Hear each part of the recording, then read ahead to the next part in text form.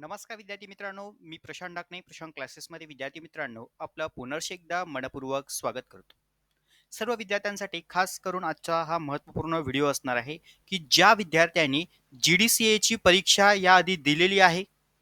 कोणी 2016ला दिली असेल, कोणी 2017ला दिली असेल, कोणी 2015ला दिली असेल, तर कोणी 2018ला दिली असेल, तर कोणी 2019ला दिली असेल. तर अशा GDCAच्या परीक्षा दिलेल्या विद्यार्थ्यांसाठी आता लेखा परीक्षक नामतालिकेसाठी अर्ज सादर करण्याची नोटिफिकेशन डिक्लेअर झालेलं आहे.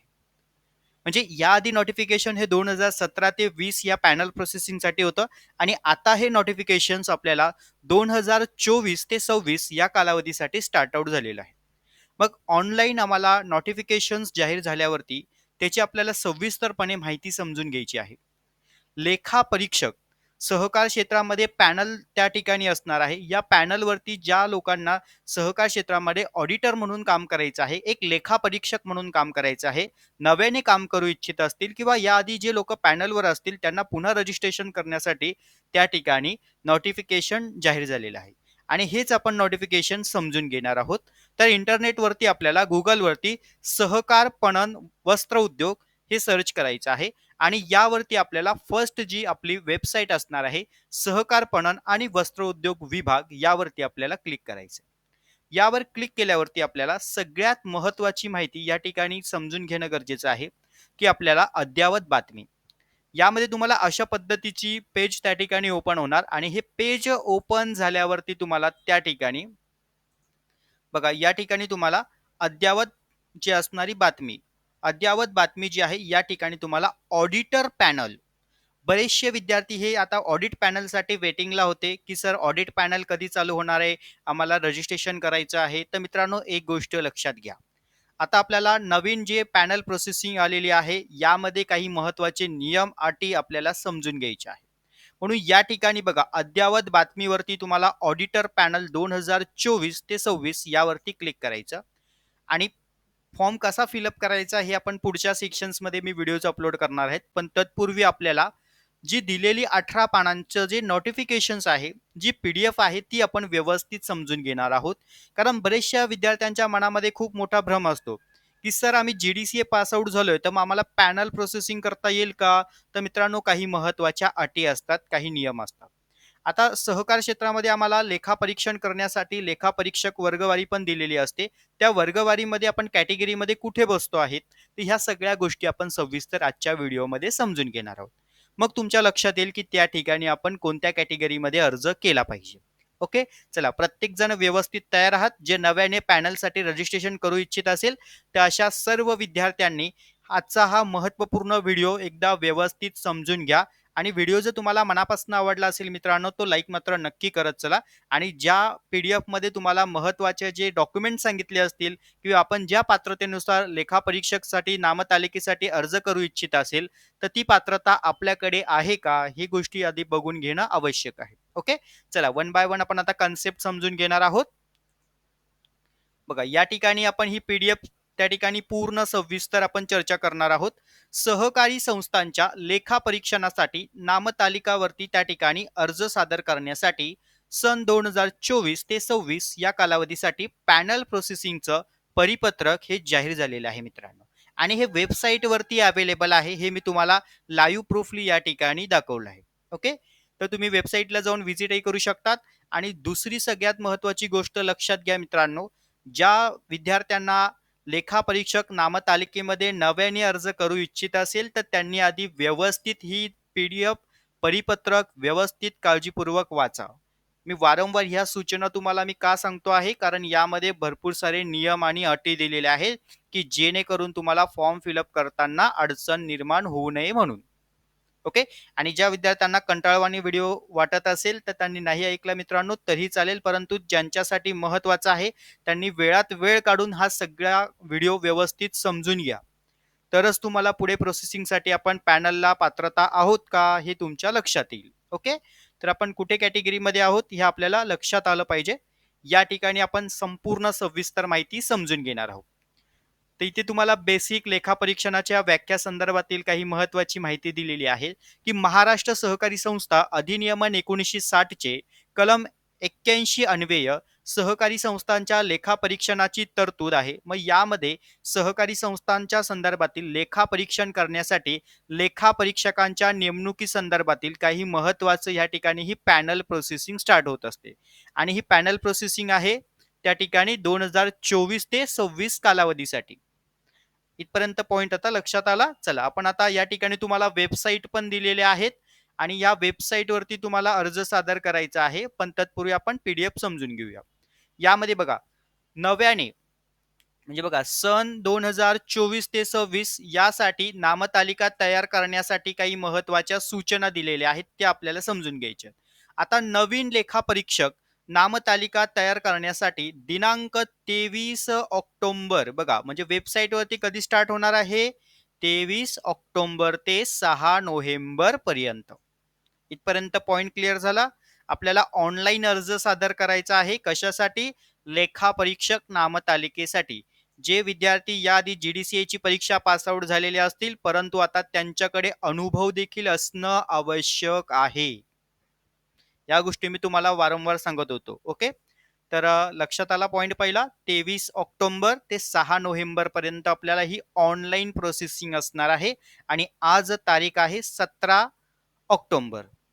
ओके मग 23 तारखेपासून ही प्रोसेसिंग स्टार्ट होणार आहे. पण तत्पूर्वी आपल्याकडे काही महत्वाचे नियम अटी डॉक्युमेंट या गोष्टी आपल्याकडनं वाचून गेल्या पाहिजे आणि मग त्या पद्धतीने आपण सगळ्या गोष्टी रेडी ठेवल्या पाहिजे. ओके 23 ऑक्टोबर ते 6 नोव्हेंबर डेट लक्षात ठेवायची आहे. खूप महत्वाची डेट आहे. लेखापरीक्षक नामतालिकेसाठी नाव नोंदणी करण्यासाठी जे नव्याने इच्छुक असतील आणि जे याआधी सुद्धा पॅनल वरती असतील तर त्या लोकांसाठी सुद्धा ही महत्वाचं असणार आहे.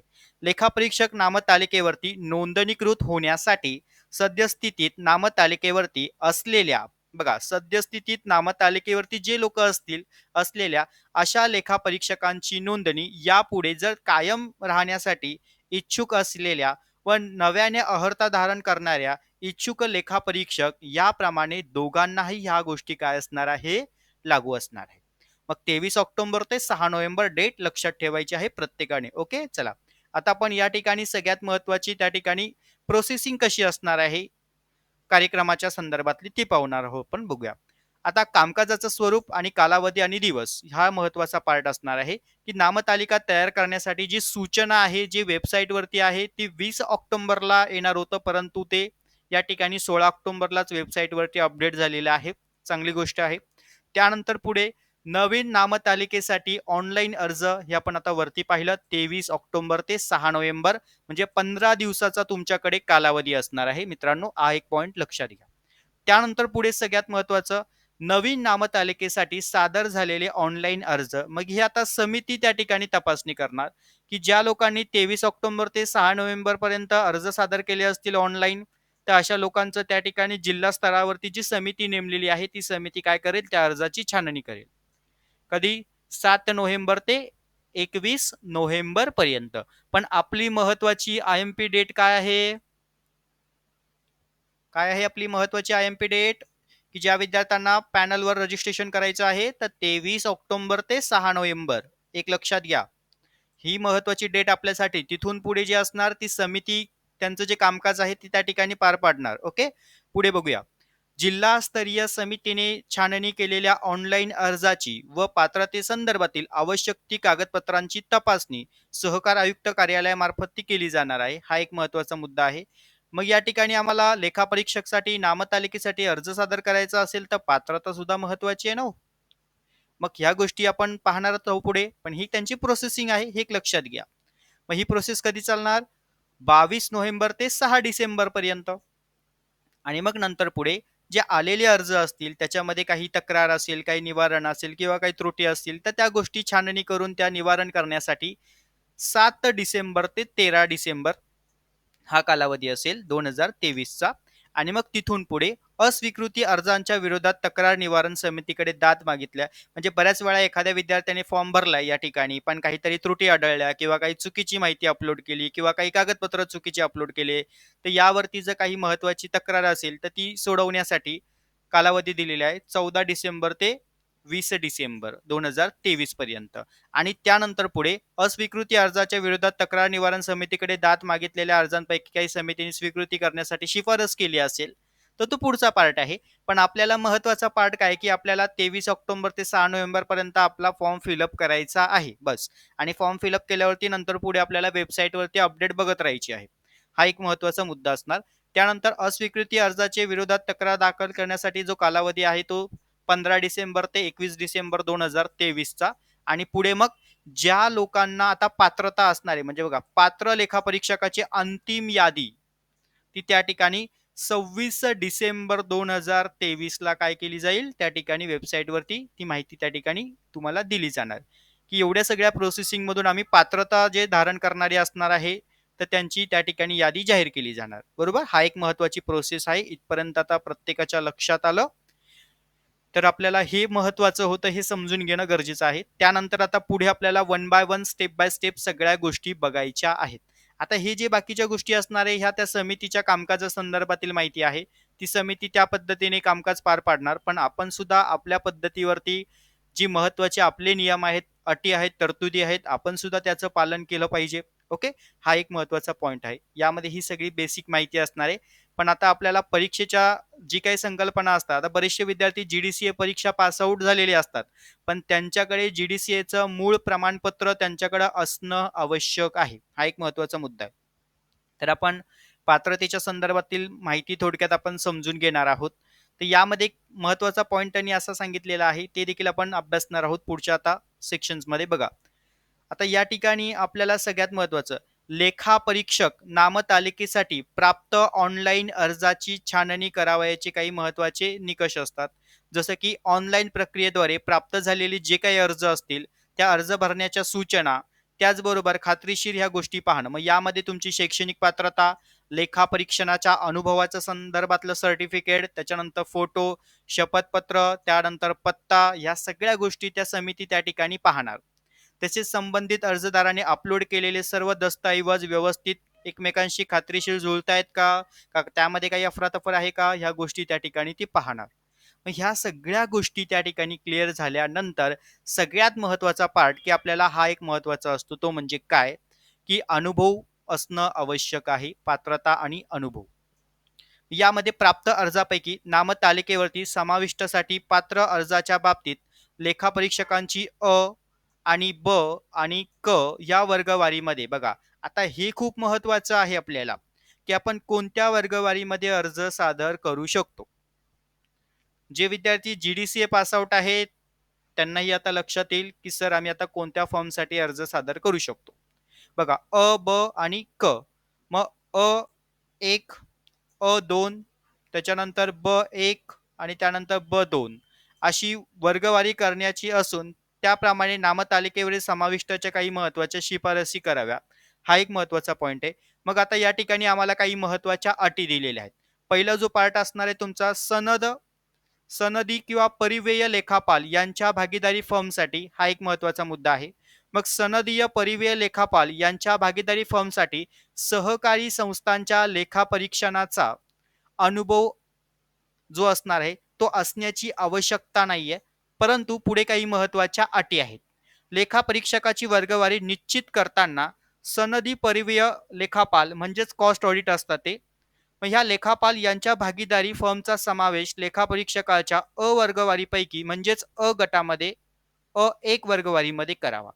यानंतर पुढे आपल्याला दिलंय, सनदीय परिवेय लेखापाल यांच्या भागीदारी फरमानाच्या बाबतीत फर्मांच्या सर्व भागीदारांचा तपशील अर्जामध्ये नमूद केलेला आहे किंवा नाही याची खात्री करावी. हे समितीचं कामकाज आहे, ती समिती पाहणार आहेत, पण पुढे आपण हे नियम अटी पाहणारच आहोत. त्यामध्ये यामध्ये सगळ्यात महत्वाचा ICA किंवा ICWA संबंधित दिलेले जे काही सर्टिफाईड असतील, म्हणजे तुम्ही या ठिकाणी क्वालिफाईड असणं आवश्यक आहे. हा एक महत्वाचा पॉइंट आहे. त्यानंतर फर्मानाच्या भागीदारी नामतालिकेसाठी वैयक्तिक कक्षेने किंवा इतर भागीदारी फर्मच्या माध्यमातून नामतालिकेवरील समाविष्टसाठी अर्ज केलेला नाहीये याचे शपथपत्र अपलोड करणे आवश्यक आहे. एकंदरीत एकच व्यक्ती दोन वेगवेगळ्या कक्षेने अर्ज करू शकणार नाही. हा एक महत्वाचा पॉइंट लक्षात घ्या. एका व्यक्ती एकच विभागासाठी अर्ज सादर करू शकतो.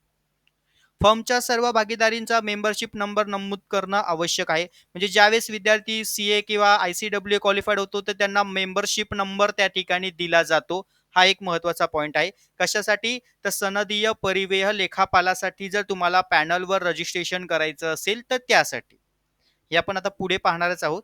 त्यानंतर पुढे अर्जासोबत सनदीय परिव्यय लेखापाल यांच्या भागीदारी फॉर्मच्या संदर्भातील जे त्या ठिकाणी सर्टिफाईड असेल स्टेटस रिपोर्ट जो असतो, त्याचबरोबर काही प्रॅक्टिस तुमच्याकडे सर्टिफाईड जे असणार आहेत अनुभव, त्या गोष्टी तुमच्याकडे आवश्यक असणं गरजेचं आहे.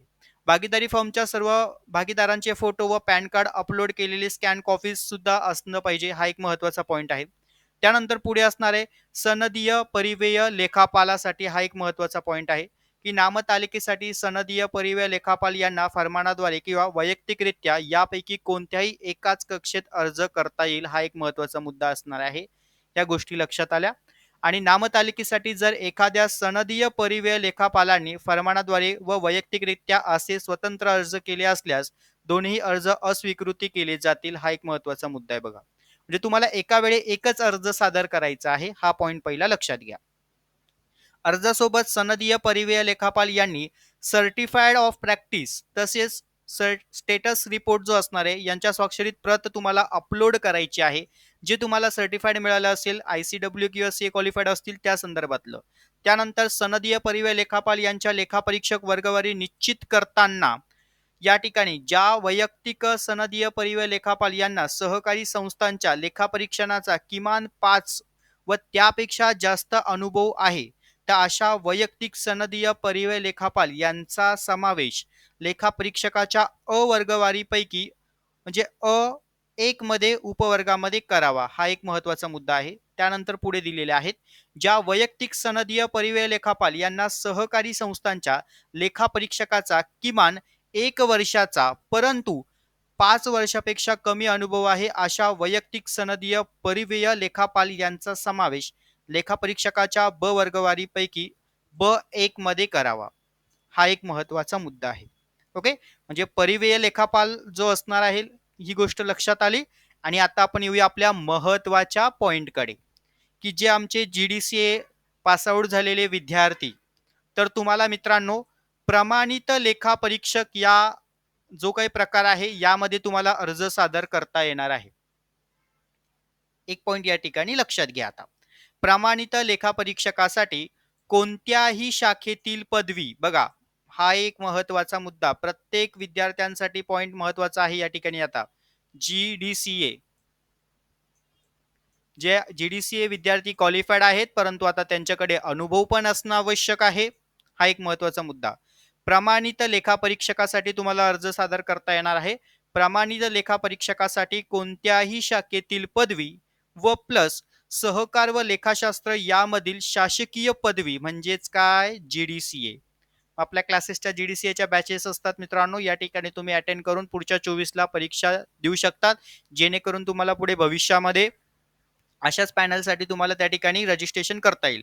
बघा हा एक महत्वाचा पॉइंट असेल की सहकार व लेखाशास्त्र यामधील शासकीय पदविका म्हणजे GDCA धारण करणे ही अट अनिवार्य आहे.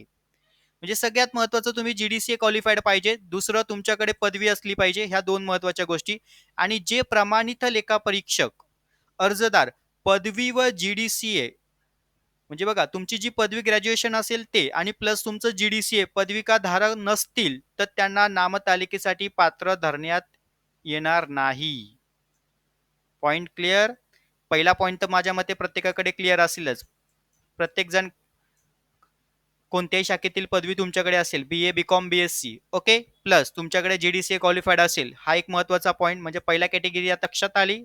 चला सेकंड कॅटेगरी मध्ये काय म्हटलंय की ज्या प्रमाणित लेखापरीक्षकांना सहकारी संस्थेच्या लेखापरीक्षणाचा किमान 10 व त्यापेक्षा जास्त अनुभव असेल तर अशा प्रमाणित लेखापरीक्षकाचा समावेश हा कशात केला जाईल तर ब वर्गवारीमध्ये केला जाईल. B2 मध्ये. ती वर्गवारी आपण पुढे पाहणारच आहोत. त्यानंतर पुढे ज्या प्रमाणित लेखापरीक्षकांना सहकारी संस्थाच्या लेखापरीक्षणाच्या संदर्भातील किमान बघा 3 वर्षाचा अनुभव आहे. ज्या विद्यार्थ्यांकडे GDCA पास आहात आणि 3 वर्षाचा अनुभव असेल तर असे विद्यार्थी त्या ठिकाणी क वर्गवारीमध्ये त्या ठिकाणी त्यांचा समावेश केला जाईल. त्यानंतर पुढे सहकार खात्यातील सेवानिवृत्त झालेले अधिकारी पण असतील किंवा कर्मचारी प्रमाणित लेखापरीक्षक म्हणून अर्ज करत असल्यास ते ज्या कार्यालयातून सेवानिवृत्त झालेले आहेत त्या कार्यालयाचा लेखापरीक्षकाच्या अनुभवाचा दाखला सुद्धा ते अपलोड करू शकतात. म्हणजे हे कुणासाठी, की ज्याने आधी पॅनलवर आहेत, जे सेवानिवृत्त झालेले असतील, तर असे लोक पण या ठिकाणी प्रमाणित लेखापरीक्षक म्हणून अर्ज करू शकतात. त्यानंतर पुढे सेवानिवृत्त अधिकारी कर्मचारी यांनी प्रमाणित लेखापरीक्षणासाठी निर्धारित करून दिलेल्या अटी पूर्ण करणं आवश्यक आहे. त्यानंतर पुढचा महत्वाचा पॉइंट असणार बघा, हा पॉइंट खूप महत्वाचा आहे, IMP. बघा, आता ज्या एखादा विद्यार्थी 2018 ला GDCA ची परीक्षा पास असेल आणि त्याने लेखापरीक्षकाचं काम म्हणजे कुठेतरी एखाद्या पॅनल अधिकृत असेल किंवा एखाद्या चार्टर्ड अकाउंटंटकडे त्याने अनुभव घेतलेला असेल ऑडिटिंगचा, त्या संदर्भातला त्याच्याकडे कमीत कमी 3 वर्ष झालेले असतील, तर असा विद्यार्थी या ठिकाणी पॅनलवरती तो नाव नोंदणी करू शकतो प्रमाणित लेखापरीक्षकासाठी. ओके. मग बघा, प्रमाणित लेखापरीक्षक यांनी पदवी प्रमाणपत्र व GDCA प्रमाणपत्र, मूळ प्रमाणपत्र म्हटलंय, झेरॉक्स चालत नाही, मूळ प्रतीच्या PDF कॉपी अर्जामध्ये अपलोड करणं आवश्यक आहे. एखादा विद्यार्थी 2018 ला GDCA पास असेल किंवा 2019 ला GDCA पास असेल, तर त्यांनी आपलं मूळ जे ओरिजिनल GDCA सर्टिफिकेट असेल ते अपलोड करायचं आहे, झेरॉक्स चालत नाही. ओके. नामतालिकेसाठी लेखापरीक्षकास एकच अर्ज करता येईल. मग आता आपल्याकडे हे प्रकार दिलेले आहेत, परिव्यय लेखापरीक्षक, प्रमाणित लेखापरीक्षक. मग आपले GDCA कॅन्डिडेट कुठे, प्रमाणित लेखापरीक्षकासाठी तुम्ही अर्ज सादर करू शकतात, पण अनुभव तुमच्याकडे असला पाहिजे. हा एक महत्वाचा पॉइंट आहे बघा. ओके. चला, इथपर्यंत पॉइंट क्लिअर. त्यानंतर पुढे सगळ्यात महत्वाचं, ज्यांना शासकीय लेखापरीक्षक म्हणून त्या ठिकाणी नाव नोंदणी करायची असेल त्याच्यासाठी काही महत्वाची अट आहे. सहनिबंधक सहकारी संस्था लेखापरीक्षण यांचा समावेश लेखापरीक्षकाच्या वर्गवारीमध्ये A1 मध्ये केला जाईल. विशेष लेखापरीक्षक वर्ग 1 व त्यानंतर लेखापरीक्षकाच्या वर्गवारीपैकी A2 हा एक महत्वाचा पॉइंट आहे. त्यानंतर विशेष लेखापरीक्षक वर्गवारी 2 याचा समावेश लेखापरीक्षकाच्या ब वर्गवारीपैकी 1 या उपवर्गामध्ये करावा, हा एक महत्वाचा मुद्दा. या सगळ्या बेसिक गोष्टी तुम्हाला त्या ठिकाणी त्यांनी दिलेल्या आहेत. म्हणजे वर्गवारीमध्ये तुमच्या अनुभवानुसार तुम्ही त्या ठिकाणी बघायचं की आपला अनुभव कसा आहे, त्यानुसार तुम्हाला त्या वर्गवारीमध्ये समाविष्ट करता येणार. पण आपल्या GDCA कॅन्डिडेट विद्यार्थ्यांसाठी प्रमाणित लेखापरीक्षक मोस्ट IMP आहे मित्रांनो. माझ्या मते बरेचशा विद्यार्थ्यांकडे आता अनुभव असेलच. ओके. हा एक महत्वाचा मुद्दा आहे, त्यामुळे हा पॉइंट एकदा व्यवस्थित लक्षात घ्या. ही संधी पुन्हा पुन्हा येत नसते मित्रांनो. ओके. आता आपण पाहतो या ठिकाणी शासकीय लेखापरीक्षकाच्या संदर्भातला. बघा, यामध्ये काय म्हटलंय की सहकार व लेखाशास्त्र यामधील शासकीय पदविका, म्हणजेच तुमच्याकडे GDCA पण असला पाहिजे. हा एक महत्वाचा मुद्दा, कशासाठी, शासकीयसाठी. पण पुढे दिलंय सहकार लेखाशास्त्र यामधील पदविका. त्यानंतर पुढे दिले तुम्हाला सहकारी व्यवस्थापन मधला HDCM.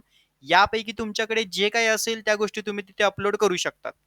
पण हा एक महत्वाचा शासकीय जे असणारे त्या ठिकाणी लेखापरीक्षक ह्या त्यांच्या वर्गवारीनुसार माहिती दिलेली आहे. म्हणून धारण केलेले सर्व शासकीय लेखापरीक्षकाच्या नामतालिकेवरती नोंदणी होणं आवश्यक आहे.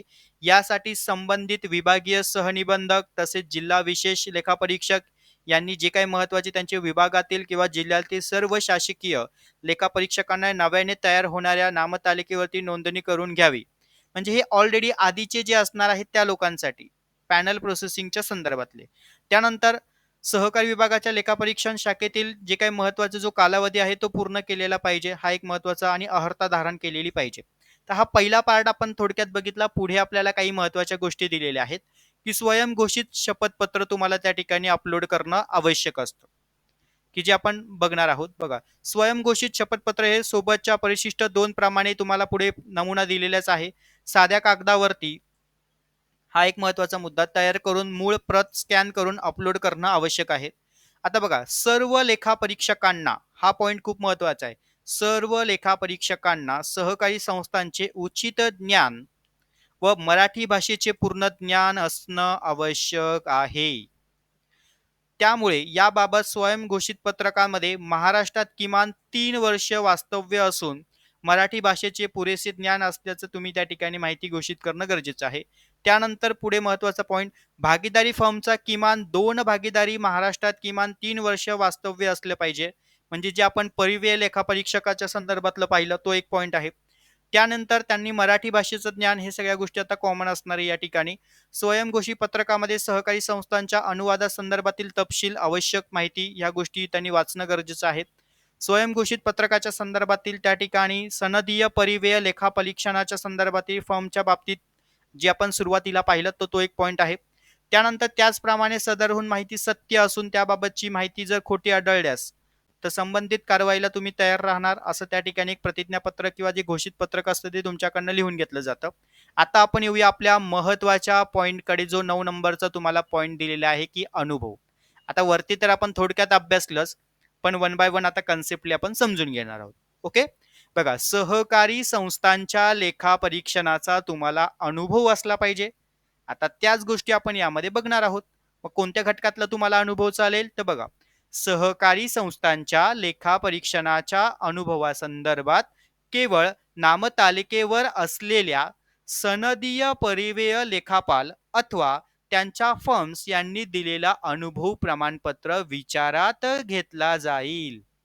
एक लक्षात घ्या, म्हणजे एखादा कॅन्डिडेट जीडीसी परीक्षा पासआउट झालेला आहे आणि तो एखाद्या पॅनल अधिकृत व्यक्तीच्या अंडर काम करतो आहे किंवा जे काही सनदीय परिव्यय कॉस्ट ऑडिटर अकाउंटंट्स असतील त्यांच्या अंडर तो काम करतो आहे, तर त्यांचं अनुभव प्रमाणपत्र इथं काय केलं जाईल, ग्राह्य धरलं जाईल, विचारात घेतलं जाईल. हा एक महत्वाचा पॉइंट. त्यानंतर पुढे दिलेला आहे, सनदीय परिव्यय लेखापाल अथवा त्यांच्या फर्म राज्य शासनाच्या सहकार विभागाच्या नामतालिकेवरती नसतील तर त्यांनी दिलेला अनुभव प्रमाणपत्र ग्राह्य धरलं जाणार नाही. उगाच कुठून तरी खोटं फेक डॉक्युमेंट्स सबमिट करायचं नाही. बघा, जे नियम दिलेले आहेत ते काळजीपूर्वक वाचा. नामतालिकेवरील समाविष्टसाठी स्वतः सहकारी संस्थांचे त्या ठिकाणी अंतर्गत लेखापरीक्षण केलेले असल्यास तो अनुभव त्या ठिकाणी ग्राह्य धरला जाईल, अथवा त्यासाठी सनदीय परिव्यय लेखापाल अथवा त्यांच्या फर्म यांनी दिलेल्या अंतर्गत लेखापरीक्षणासाठीचे अनुभव प्रमाणपत्र विचारात घेतला जाईल. म्हणजे जे शासन मान्यता असणारे ज्या फर्म्स आहेत त्याचा अनुभव सर्टिफिकेट तुम्हाला या ठिकाणी आवश्यक असणार आहे मित्रांनो. त्यानंतर पुढे दिलेलं आहे, ज्या सनदीय परिव्यय लेखापालांना सहकारी संस्थांच्या नियमित वैधानिक लेखापरीक्षणाचा अनुभव असेल किमान 5 वर्ष व त्यापेक्षा जास्त कालावधी असेल तर त्यांचा समावेश अवर्गवारीमध्ये करावा. हा एक महत्वाचा मुद्दा असणार आहे. परंतु एखाद्या सनदीय परिव्यय लेखापाला संदर्भातील 5 वर्षाचा कालावधी जो तुमचा असेल त्या अंतर्गत लेखापरीक्षकाचा अनुभव असेल तर अवर्गवारीमध्ये ह्या महत्वाच्या गोष्टींचा समावेश त्या ठिकाणी करू नये. म्हणजे बघा, तुम्हाला कमीत कमी त्यापेक्षा जास्त अनुभव असणं गरजेचं आहे. इथपर्यंत पॉइंट लक्षात आला. चला पुढे बघूया. आपल्या जीडीसीए परीक्षेच्या संदर्भातील जे विद्यार्थी पासआउट असतील त्यांना हा महत्वाचा हा एक नियम आहे की ज्या प्रमाणित लेखापरीक्षकांना, बघा आपण आता वरती पाहिलं प्रमाणित लेखापरीक्षणासाठी अट काय होती, तुम्ही पहिलं काय पाहिजे, ग्रॅज्युएशन पासआउट पाहिजे. दुसरं तुमच्याकडे काय पाहिजे, जीडीसीए सर्टिफिकेट पाहिजे. ओके, आणि प्लस त्यासोबत तुमचा अनुभव पाहिजे. बघा आता इथे एक महत्वाचा पॉइंट आहे तो आपण समजून घेणार आहोत की ज्या प्रमाणित लेखापरीक्षकांना सहकारी संस्थांच्या नियमित वैधानिक लेखापरीक्षणाचा अनुभव 10 वर्ष व त्यापेक्षा जास्त कालावधीचा आहे त्यांचा समावेश ब2 वर्गवारीमध्ये करावा. परंतु एखाद्या प्रमाणित लेखापरीक्षकाचा, म्हणजे बघा जीडीसी क्वालिफाईड आहे पण त्यांना अनुभव आहे पण ते आता या ठिकाणी अर्ज सादर करू शकतात. लेखापरीक्षकाचा 10 वर्षाचा केवळ अंतर्गत लेखापरीक्षकाचा अनुभव असेल तर त्यांचा समावेश ब वर्गवारीमध्ये करू नये. इथपर्यंत पॉइंट लक्षात आला. म्हणजे ही वर्गवारी खूप महत्वाची आहे, ती पुढे आपल्याला चार्टमध्ये दिलेलीच आहे. त्यानंतर पुढे सगळ्यात महत्वाचा पॉइंट, सहकारी संस्थांच्या लेखापरीक्षणाच्या अनुभवासाठी सनदीय परिव्यय लेखापालाच्या बाबतीत सर्टिफाईड ऑफ प्रॅक्टिस प्राप्त झाल्यानंतर, आणि हा पॉइंट खूप महत्वाचा आहे, बरेचसे मुलं काहीतरी चुकीची माहिती कुठेतरी वाचतात, तर हा पॉइंट खूप महत्वाचा आहे. बघा, ज्या विद्यार्थ्यांना प्रमाणित लेखापरीक्षणाच्या बाबतीत जीडीसीए परीक्षा उत्तीर्ण झाल्यानंतर, काय म्हटलंय, जीडीसीए परीक्षा उत्तीर्ण झाल्यानंतर त्यांनी सहकारी संस्थांच्या अंतर्गत लेखापरीक्षण, वैधानिक वार्षिक किंवा परिव्यय मूल्य लेखापरीक्षण या अनुभव किती वर्षाचा आहे यासाठी त्यांनी साध्या पेपरवरती शपथपत्र ते लिहिलं पाहिजे आणि स्कॅन करून ह्या गोष्टी अपलोड केल्या पाहिजे. येतोय पॉइंट लक्षात? बघा, मी तुम्हाला वारंवार ह्या गोष्टी सांगत होतो की GDCA परीक्षा दिल्यानंतर तुम्ही लगेच प्रॅक्टिस करणं आवश्यक आहे. मग आता एखादा विद्यार्थी 2018ला GDCA पासआउट झालेला आहे आणि त्याने पासआउट झाल्यानंतर अशा लेखापरीक्षक किंवा पॅनल अधिकृत व्यक्तीच्या अंडर काम केलं असेल तर तो अनुभव इथे त्याला ग्राह्य असेल. Point clear? चलो पुढे. शासकीय लेखापरीक्षक वगळता इतर सर्व लेखापरीक्षकांनी ते एखाद्या संस्थेत अंतर्गत सतत समवर्ती लेखापरीक्षण करीत असल्याचा तसेच वैधानिक लेखापरीक्षक म्हणून काम जे काही स्वीकारणार नाही अशा पद्धतीच्या गोष्टीचं हमीपत्र त्या ठिकाणी देणं आवश्यक असणार आहे. सर्व लेखापरीक्षकांच्या बाबतीत त्यांनी त्या संस्थेकडनं महत्वाचे जे तिथे तुम्हाला नियम अटी दिलेले आहेत त्या गोष्टी तुम्ही पुढे आता वाचू शकता. पण परीक्षेच्या दृष्टीने आपल्याला जे काही फॉर्म फिलअप करायचा होता तर हा पॉईंट आता तुमच्या लक्षात आलेला आहे की ऑनलाईन फॉर्म्स तुम्हाला पॅनल धारक जे असणार आहे ज्यांना फॉर्म सबमिट करायचा आहे नव्याने तर त्यांनी ह्या गोष्टी पहिल्या व्यवस्थित समजून घेणं गरजेचं आहे. चला इथपर्यंत क्लिअर झालं. मग सहकारी संस्थांच्या लेखापरीक्षणाच्या अनुभवासंदर्भात लेखापरीक्षकांनी संबंधित जिल्हा व त्या ठिकाणी निबंधक, विशेष लेखापरीक्षक, संबंधित संस्था यांच्याकडे सादर केलेल्या लेखापरीक्षण अहवालाच्या पोच किंवा तसेच निबंधकांचं जे प्रमाणपत्र संस्थेचे दाखले असलेल्या अंतर्गत लेखापरीक्षण अहवालाच्या पोच ऑनलाईन सबमिट करणं आवश्यक आहे. आता प्रमाणित लेखापरीक्षण पॉईंट क्लिअर झाला की ज्या विद्यार्थ्यांना प्रमाणित लेखापरीक्षणसाठी सबमिट करायचं आहे तर त्यांनी ह्या दोन गोष्टी लक्षात ठेवायच्या. पहिलं तुमचं GDCA क्वालिफाईड, सेकंड तुमच्याकडे अनुभव जो काही असेल लेखापरीक्षण प्राप्त झाल्यानंतर म्हणजे तुम्हाला त्या ठिकाणी जेव्हा लेखापरीक्षणासाठी ह्या सगळ्या गोष्टी महत्वाच्या असतात. मग तुम्ही GDCA पासआउट झाल्यानंतर तुम्ही या ठिकाणी अनुभव किती असेल त्या गोष्टी तुम्ही तिथे अपलोड करून फॉर्म सबमिट करू शकतात. ओके, हा एक महत्वाचा पॉईंट आहे. त्यानंतर पुढे आता आपल्याला काही महत्वाचे तक्रार यंत्रणा दिलेले ती संस्थेच्या संदर्भातील माहिती आहे. पण आता आपल्याला महत्वाचा पॉईंट हा अभ्यासायचा आहे PDF मधला की लेखापरीक्षकाचा प्रकार, लेखापरीक्षणाचा अनुभव, अर्हता या बाबी विचारात घेऊन मग आता लेखापरीक्षणाची वर्गवारी होत असते. मग आता आपण प्रमाणित लेखापरीक्षक कोणत्या वर्गवारीमध्ये असणार आहे हे आता तुम्हाला इथे क्लिअर होणार. बघा आपण मगाशी पॅसेजमध्ये वाचत होतो की अ आणि ब, बरोबर. आता या ठिकाणी पात्रता दिली म्हणजे लेखापरीक्षक वर्ग अ मध्ये कोण असणार? सनदीय परिव्यय लेखापाल, 2 किंवा 2 पेक्षा जास्त लेखापरीक्षणाची भागीदारी फर्म्स, लेखापरीक्षणाच्या अनुभवाची आवश्यकता नाही म्हणजे ते CA किंवा चार्टर्ड अकाउंटंट, कॉस्ट अकाउंटंट जे असणार ते. सनदीय परिव्यय लेखापाल, सहकारी संस्थांच्या लेखापरीक्षणाचा किमान 5 वर्ष त्यापेक्षा जास्त वर्षाचा अनुभव असणाऱ्या सनदीय परिव्यय लेखापनाची फर्म्स या ठिकाणी महत्वाची. म्हणजे A1 आणि A1 मध्ये. पुढे A1 मध्ये सहनिबंधक, शासनाचे सहकार खात्यातील सहनिबंधक लेखापरीक्षक. त्यानंतर A2 मध्ये विशेष लेखापरीक्षक वर्ग 1, परिविधानीय कालावधी पूर्ण केलेल्या शासनाचे सहकार खात्यातील विशेष लेखापरीक्षक वर्ग 1 मधले अधिकारी हे या ठिकाणी लेखापरीक्षण वर्ग 1 साठी अर्ज सादर करू शकतात. त्यानंतर पुढे आहे ब, लेखापरीक्षण वर्गवारी तुमची ब. मग ब मध्ये काय असणार? B1, B1, B2 आणि B2. सनदीय परिव्यय लेखापाल, सहकारी संस्थेच्या लेखापरीक्षणाचा किमान 1 वर्षाचा परंतु 5 वर्षापेक्षा कमी अनुभव असणाऱ्या सनदीय परिव्यय लेखापाल व त्यांच्या प्रॅक्टिस फर्म हा एक महत्वाचा मुद्दा. सनदीय परिव्यय म्हणजे आपण पाहिलं कोण असणार? इंडियन कॉस्ट वर्कर अकाउंट आणि CA. ओके. त्यानंतर पुढे विशेष लेखापरीक्षक वर्ग 2 ही महत्वाची माहिती दिलेली या ठिकाणी. त्यानंतर विशेष लेखापरीक्षक श्रेणी 1 म्हणजे ह्या सगळ्या गोष्टी त्या ठिकाणी शासकीय सहकार लेखापरीक्षक खात्यामधला श्रेणी 1 मधलं. त्यानंतर B2 मध्ये सगळ्यात महत्वाचा पॉइंट आता बघा, लेखापरीक्षक वर्गवारी B2 मध्ये कोण येणार? प्रमाणित लेखापरीक्षक. बघा आपण तिथे वगाशी वरती सांगितलं होतं ना की ज्यानुसार तुमचा अनुभव असेल त्यानुसार तुमचं त्या वर्गवारीमध्ये समाविष्ट केला जाणार. मान्यताप्राप्त विद्यापीठाची पदवीधारण असणं आवश्यक आहे. सहकार व लेखापरीक्षक शास्त्रीमधली पदविका म्हणजेच तुमच्याकडे GDCA, त्याच्यानंतर तुमच्याकडे किमान 10 वर्षापेक्षा जास्त वर्षाचा अनुभव असणारे त्या ठिकाणी लेखापरीक्षक हे ब वर्गवारीमध्ये असणार, B2 मध्ये.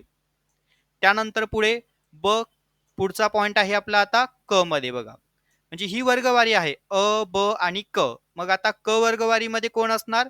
मान्यताप्राप्त विद्यापीठाची पदवी धारण केलेले, त्यानंतर म्हणजे कोणत्या शाखेतील पदवी, त्यानंतर तुमच्याकडे GDCA, त्याच्यानंतर तुमच्याकडे सगळ्यात महत्वाचा संस्थेच्या संदर्भातील लेखापरीक्षण केल्याचा किमान 3 वर्षाचा अनुभव परंतु त्यापेक्षा कमी अनुभव असणारे प्रमाणित लेखापरीक्षक. हा पण असेल, हा एक महत्वाचा पॉईंट आहे बघा. म्हणजे तुम्हाला किमान 3 वर्षापर्यंतचा तरी तुम्हाला अनुभव दाखवणं आवश्यक आहे मित्रांनो, हा एक पॉईंट लक्षात घ्या. म्हणून हा पॉईंट खूप महत्वाचा आहे. मग आपल्याला GDCA क्वालिफाईड असलेले विद्यार्थी 2017, 2016, 2018, 2019 कालावधीमध्ये जे विद्यार्थी पास आउट असतील, तर अशा विद्यार्थ्यांनी थोडा विचार करणं गरजेचं आहे पॅनल प्रोसेसिंगसाठी. आणि ज्यांच्याकडे अनुभव प्रोसेसिंग असेल तर सगळ्यात महत्वाचं आहे. आणि वरती आपण या ठिकाणी पाहिलं आहे बघा, मी ह्या गोष्टी मनाने सांगत नाहीये, तर नोटिफिकेशन्स मध्ये तुम्हाला या सगळ्या गोष्टी दिलेल्या आहेत बघा. जो तुम्हाला अनुभव पाहिजे आहे, ह्या पॉइंट मध्ये तुमचा पुन्हा पॉइंट या ठिकाणी क्लिअर केलेला आहे की GDCA परीक्षा उत्तीर्ण झाल्यानंतर म्हटलंय, झाल्यानंतर त्यांनी सहकारी संस्थेच्या अंतर्गत संदर्भातले अनुभव किती घेतलेला आहे तो पॉइंट आहे. हा शब्द खूप महत्वाचा आहे मित्रांनो, हा एक पॉइंट पहिला लक्षात घ्या. ओके, तर इथपर्यंत सर्व विद्यार्थ्यांना ही बेसिक PDF समजली असेल. हा महत्वाचा पॉइंट या ठिकाणी होता परीक्षेच्या तुमचं जे काही लेखापरीक्षण नामतालिका समाविष्ट करण्यासंदर्भातील. आणि हा पॉइंट खूप महत्वाचा आहे. इथपर्यंत तुम्हाला संपूर्ण माहिती दिलेली आहे. मग आता पुढे बघा, वरील प्रमाणे कार्यवाही वेळेच्या मर्यादे पाळून त्या ठिकाणी या गोष्टी केल्या जाणार आहे. मग संपूर्ण राज्यासाठी व सर्व प्रकारच्या संस्थांसाठी लेखापरीक्षकाची संयुक्त अशी नामतालिका सहकार आयुक्तामार्फत तयार करण्यात येईल. आणि ही जी तुम्हाला दिलेले नियम अटी असतील, त्या नियम अटीच्या मान्यतेनेच तुम्ही त्या ठिकाणी फॉर्म सबमिट करू शकतात. ही संधी खूप महत्वाची आहे मित्रांनो, 2024 ते 26 पर्यंत. आता जे विद्यार्थी पासआउट असतील, तर बघा मित्रांनो, ही खूप महत्वाची संधी आहे. बरेचसे विद्यार्थी या ठिकाणी वेटिंगला होते की सर पॅनल कधी येणार, आमच्याकडे 5 वर्षाचा अनुभव आहे, आमच्याकडे 4 वर्षाचा अनुभव आहे. तर मित्रांनो, पॅनल आलेला आहे, प्रोसेसिंग स्टार्ट होते तुमची 23 तारखेला, 23 ऑक्टोबरला. ओके, तर फॉर्म फिलअप कसा असणार आहे किंवा त्यामध्ये काही महत्वाच्या अटी त्रुटी कशा असतात किंवा त्याची जी माहिती पुस्तिका कशी आहे ती आपण पुढच्या सेक्शन्समध्ये समजून घेणार आहोत. तर आजचा व्हिडिओ तुम्हाला व्यवस्थित पूर्ण समजला असेल. नोटिफिकेशन्स तुम्हाला वेबसाईटला अवेलेबल आहेच, वेबसाईटला जाऊन तुम्ही ही माहिती त्या ठिकाणी पाहू शकतात मित्रांनो. तर व्यवस्थित तुम्हाला या ठिकाणी वेबसाईटला पण माहिती दिलेली आहे. PDF एकदा प्रिंट करून घ्या, व्यवस्थित वाचा, समजून घ्या. अनुभव सर्टिफिकेट तुमच्याकडे जे असतील, GDCA पासआउट नंतर तुम्ही झालेले जे काही अनुभव घेतलेले असतील लेखापरीक्षणाच्या संदर्भातील, ती माहिती तुम्ही त्या ठिकाणी सबमिट करा. त्याचं डॉक्युमेंटेशन त्या ठिकाणी तयार करा. हा एक महत्वाचा पॉईंट असणार आहे. ओके, तर इथपर्यंत पॉईंट व्यवस्थित लक्षात आला. त्यानंतर आता पुढे आपण हे पुढे तुम्हाला तेच दिलेलं आहे, सगळं वर्गवारी माहिती वगैरे तो दिलेला आहे. आता यामधला आपल्याला एक सगळ्यात महत्वाचा पॉइंट हा अभ्यास बघायचा आहे की तो म्हणजे काय, की तुमचं त्या ठिकाणी असणारं महत्वाचं जे घोषणापत्रक किंवा शपथपत्रक ते कसं असतं. आता अनुभवामध्ये तर तुम्हाला दिलेलीच आहे माहिती की तुमच्याकडे अनुभव असेल तर ह्या पद्धतीने तुम्हाला ते असं बनवून घ्यायचं आहे. बघा या ठिकाणी लेखापरीक्षक व नामतालिकेवरती येण्यासाठी मराठी भाषा व शैक्षणिक अर्हता व अनुभव या संदर्भातील साध्या कागदावरती स्वयंघोषित पत्रक तुम्हाला तयार करायचं आहे. यामध्ये सनदीय, परिवेय, फरमान भागीदारी आणि आपण आता GDCA वाले कशात येणार, प्रमाणित लेखापरीक्षक. बघा, मी श्री जे तुमचं नाव असेल त्या ठिकाणी टाकायचं, सनदीय, परिव्यय, लेखापाल, प्रमाणित लेखा जे तर तुमचं असेल तर तुम्ही प्रमाणित आहात तर तुम्ही ह्या बाकीच्या गोष्टी कट करणार. प्रमाणित लेखापरीक्षक, वय जे काही तुमचं असेल 31-32, राहणार तुमचं जे काही ॲड्रेस वगैरे असतील, प्रतिज्ञेवर लिहून देतो की मी टिंब या जे GDCA परीक्षा जी काय असेल तर तुमची जी काही क्वालिफाईड परीक्षा असणार ह्या सगळ्या परीक्षा दिनांक उत्तीर्ण झालेलो आहे आणि आतापर्यंत त्या ठिकाणी तुम्हाला किती वर्षाचा अनुभव आहे फॉर्म्समध्ये. समजा आता एखादा विद्यार्थी 2018ला किंवा 19ला GDCA पासआउटचा असेल आणि तिथून पुढे त्याने अनुभव घेतला असेल तर कमीत कमी त्याच्याकडे 2-3 वर्षाचा अनुभव येणारच. मग तो अनुभव या ठिकाणी 3 वर्ष टाकणार.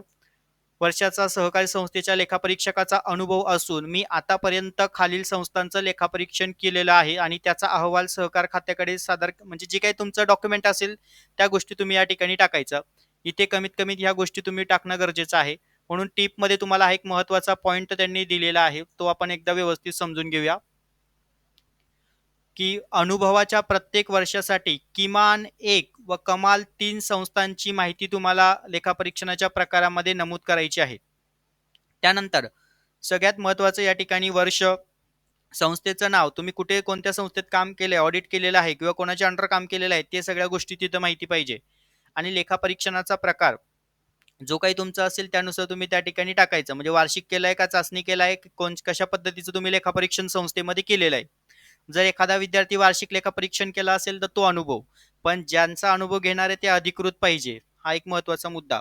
त्यानंतर आमचे महाराष्ट्रातील किमान 3 वर्ष वास्तव्य असल्याचं मराठीचं ज्ञान ते जे तुम्हाला कॉमन असणार आहे. त्यानंतर मी ज्या संस्थेकडनं ₹10,000 पेक्षा जास्त रकमेचे कर्ज घेतलेले नाही, अशा संस्थेचं लेखापरीक्षण करण्यास स्वीकृती देईन. हा एक महत्त्वाचा मुद्दा. मी ज्या संस्थेच्या अधिकारी, कर्मचारी अथवा संचालक असेल त्यांच्या संस्थेचे लेखापरीक्षण करणार नाही, अशा महत्त्वाच्या गोष्टी असणार. मी ज्या संस्थेच्या अंतर्गत लेखापरीक्षण केलेले आहे त्या संस्थेचे त्या वर्षाचे वैज्ञानिक वार्षिक लेखापरीक्षण करण्याची स्वीकृती देणार नाही. असा एक महत्त्वाचा पॉईंट आहे. म्हणजे तुम्हाला बेसिक माहिती त्या ठिकाणी जी असणार आहे ती फिलअप करून तुम्ही जो अनुभव प्रोसेसिंग असणार आहे तुम्हाला त्या ठिकाणी स्वयंघोषित पत्रक तयार करायचं आहे. हा एक महत्त्वाचा मुद्दा आहे या ठिकाणी. आणि अर्जदाराची सही या गोष्टी तुम्ही त्या ठिकाणी तयार करून ठेवणं गरजेचं आहे. ओके, इथपर्यंत पॉईंट क्लिअर झाला. त्यानंतर पुढे आता आपल्याला पाहायचं आहे. बघा या ठिकाणी पुन्हा काही महत्त्वाची प्रोसेसिंग दिलेली सूचना दिलेली आहे. आता ही ऑनलाईन प्रोसेसिंग सूचना आहे. नामतालिकेवरती समाविष्टसाठी करावयाच्या अर्जामधील काही महत्त्वाच्या सूचना जाता जाता आपण थोडक्यात समजून घेऊया. सहकारी क्षेत्रासंदर्भातील या ठिकाणी ऑनलाईन अर्ज सादर करण्याचा कालावधी या ठिकाणी तुम्हाला दिलेला 24 ते 26 पॅनल प्रोसेसिंगसाठी 23 ऑक्टोबरपासून स्टार्ट होतोय ते 6 नोव्हेंबरपर्यंत असणार आहे. ओपन केली जाईल. नवीन अर्जदार त्यांनी पहिले आपली प्रोफाईल तयार करणं आणि ती प्रोफाईल फिलअप करणं. ती कशी फिलअप करायची त्या गोष्टी मी तुम्हाला पुढे सांगणारच आहे. त्यानंतर सद्यस्थिती नामतालिकेवर असलेल्या लेखापरीक्षक तर त्यांच्याकडे आधीचा युजर नेम पासवर्ड असेल तर त्यांनी त्या गोष्टी टाकून पुढे फॉर्म फिलअप करू शकतात. ह्या महत्त्वाच्या सगळ्या गोष्टी. नामतालिकेवर नव्याने इच्छुक जे असतील, जे नवीन विद्यार्थी येऊ इच्छित असतील तर त्यांनी युजर नेम तयार करून ठेवणं गरजेचं आहे. हा एक महत्त्वाचा पॉईंट. आणि अर्जासोबत बघा, जे तुमचे ऑनलाईन अर्जासोबत लेखापरीक्षण म्हणजे आता तुम्हाला प्रमाणित असेल तर तुमच्याकडे पदवी सर्टिफिकेट, प्रमाणपत्र ज्या गोष्टी पाहिजे, GDC सर्टिफाईड पाहिजे आणि तुमच्याकडे अनुभव असला पाहिजे, अनुभवाचं प्रमाणपत्र.